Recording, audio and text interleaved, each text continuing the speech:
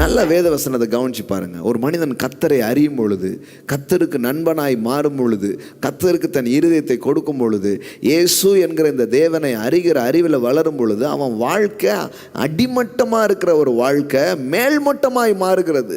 கீழே இருக்கிற அந்த வாழ்க்கை மேலே வருது. தோற்று போகிற வாழ்க்கை வெற்றியாக மாறுது.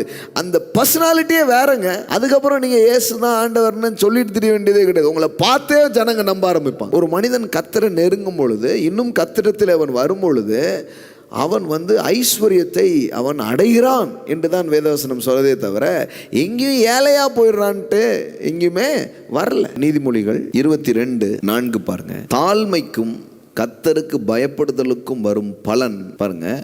ஒருத்தன் ஹம்பிளா, அதே நேரத்தில் கர்த்தரை நம்புற ஒரு ஆளா, கர்த்தரை சார்ந்துக்கிற ஒரு ஆளா ஒரு மனுஷன் இருக்கான். அப்படி இருக்கும்போது வேதவசனம் சொல்லுது, அதுக்கு ஒரு பலன் இருக்கான். The reward of humility. அந்த தாழ்மையாக இருக்கிறதுக்கு ஒரு ரிவார்டு இருக்குதான். என்ன அந்த reward? Richness, honour and life. Tamil எப்படி வருது? ஐஸ்வர்யம், மகிமை, ஜீவன்.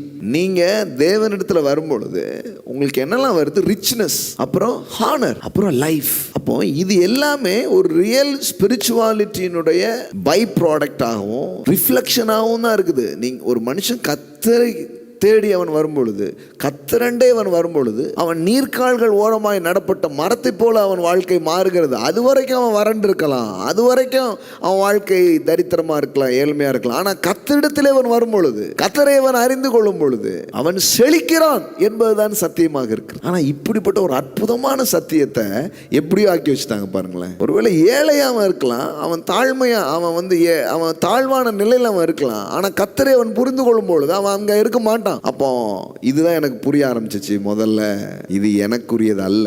இந்த ஏழ்மை, இந்த தோல்வி, இந்த துயரம், இந்த கண்ணீர், இந்த வியாதி, இந்த வறுமை, இது எனக்கானவைகள் அல்ல.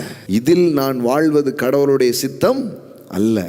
கடவுளுடைய சித்தம் என்ன என்பது எனக்கு விளங்க ஆரம்பிக்குது. கடவுளுடைய வார்த்தையை கேட்க கேட்க கேட்க எனக்குள்ளே ஒரு புரிதல் மேலோங்க ஆரம்பிக்குது. அப்புறம் எனக்கு புரிஞ்சிடுச்சு, நான் செழித்திருப்பதை தான் கர்த்தர் விரும்புகிறார்.